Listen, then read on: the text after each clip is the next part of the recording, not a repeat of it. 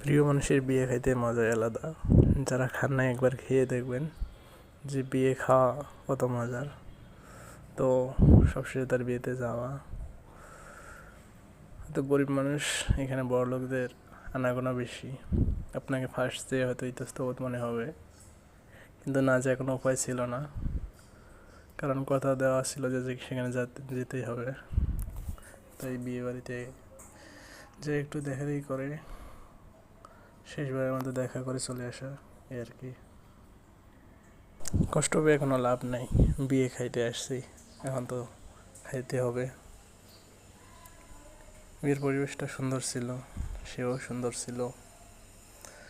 দোয়া থাকবে তার ভবিষ্যৎ জীবন যত সুন্দর হয়, ভালো থাকে, এটাই।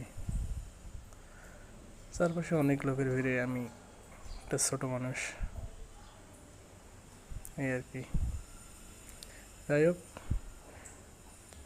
আপনারাও সবাই তার জন্য দোয়া করবেন, সে যেন ভালো থাকে, সুখে থাকে সারা জীবন।